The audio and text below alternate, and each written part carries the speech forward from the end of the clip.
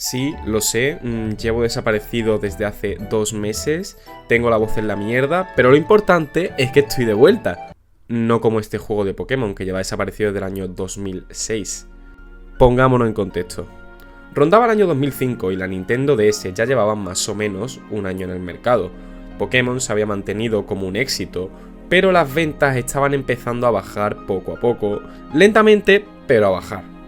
Con la salida de la nueva consola era momento de sacar un nuevo juego de Pokémon, pero claro, las ventas de los anteriores juegos mantenían en alerta a los trabajadores de Game Freak, quienes mencionaban que el problema venía de que los que en Pokémon Rojo y Azul eran niños, ahora ya eran adolescentes, y curiosamente tampoco es que estuvieran atrayendo a un nuevo público. Los niños japoneses estarían entretenidos con Ertisto, supongo. Así que tomaron una decisión.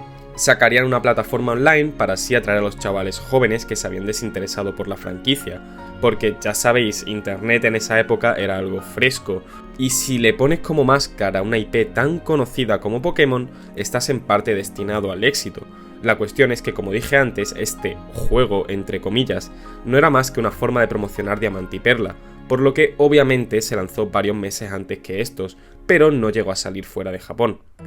El juego se llamaba Pokémon Garden y se podía jugar de forma online y era totalmente gratis. Al iniciar el juego te topabas con algo curioso, y eso era que nos daban a elegir nuestra clase de entrenador para así diferenciarte de entre los otros jugadores.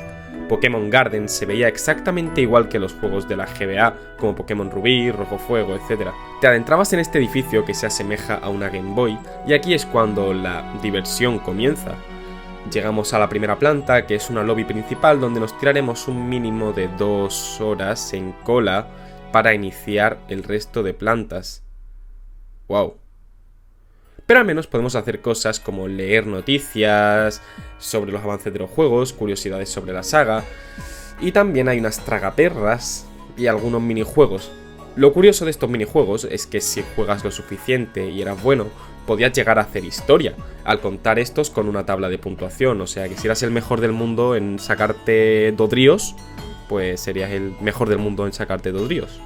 También creo que hay que mencionar que en estos juegos podías hablar con los demás jugadores, o sea que más que un juego se trataba de un foro online como el Worlds, el Second Life, el Club Penguin. Algo no novedoso, pero sí bastante llamativo en su época. Una vez terminado el tiempo de cola, venía el tour de la máquina del tiempo, en el cual te encontrabas en esta especie de sala junto a otros jugadores que contaban con el mismo horario que tú, y un tour interactivo daba comienzo, con actividades en las que todos los participantes deben trabajar en equipo. Duraba una cosa de 30 minutos y al terminar te sacaban una foto de grupo. Guay. Después de terminar el tour, al fin comenzaba el juego de verdad. Podías cambiar de planta y subir hasta la galería. En el centro había una estatua con los iniciales de Sinnoh y en las puertas de atrás podías acceder a las salas temáticas de los anteriores juegos, la Galería Kanto, la Galería Yoto y la Galería Hoenn. Cada galería contaba con música de sus respectivos juegos y podías acceder a una segunda sala dentro de la sala subiendo unas escaleras.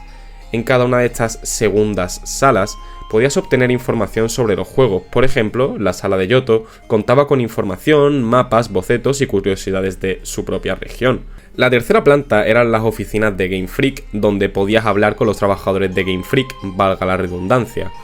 Podías dar vuelta, hablar con ellos y te contaban cosas como, por ejemplo, cómo iba el proceso de creación de la cuarta generación. Te ponían vídeos y también podías hablar con el propio Ken Sugimori, quien te hacía trivias y te enseñaba las siluetas de los nuevos Pokémon. Si hacías bien el trivia te daban un reservado en la Coltan de Fuengirola, más o menos. Te llevaban a una sala y te daban estos fondos de pantalla tan duros. En la cuarta planta básicamente era una tienda donde puedes comprar emoticonos y pegatinas. ¿Con qué dinero? Con el que te daban al principio del juego haciendo puntos en las tragaperras o ganando torneos en las Pokéballs estas de arriba, donde como he dicho se jugaban torneos de batallas, pero no batallas Pokémon, sino batallas de piedra, papel o tijera, utilizando los 3 tipos de los iniciales, fuego, planta y agua. El juego como tal era un concepto interesante y bastante bien hecho para su época. Si lo hubieran seguido o sacado fuera de Japón y mejorado con el tiempo, posiblemente se hubiese convertido en algo verdaderamente popular. O sea, imaginaos un juego similar pero con torneos de Pokémon de verdad, parecido a Pokémon Showdown, más minijuegos y personalización de los personajes. Habría sido un concepto interesante seguirlo, pero no fue el caso.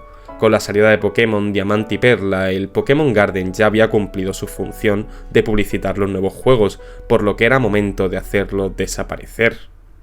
Pero la cosa no se queda ahí.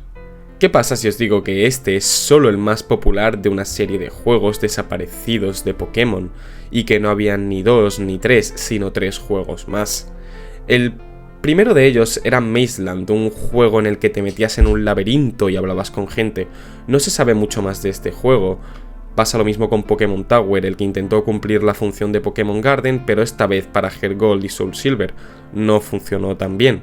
Este juego trataba de una torre en la que subías o bajabas dependiendo de si tenías la respuesta a una pregunta que te hacían bien o mal. La idea era competir con los otros jugadores y los servers solo estaban abiertos desde las 6 de la mañana hasta las 12 de la noche. El último de estos juegos es el Pokémon Dream World, el cual es ese juego del que te habla este personaje en esa escena tan coñazo de Pokémon blanco y negro. Pues la idea era conectarlo a estos juegos y así mandarte Pokémon entre juegos. Es posiblemente el menos interesante de los cuatro y yo, vaya fucking mojón.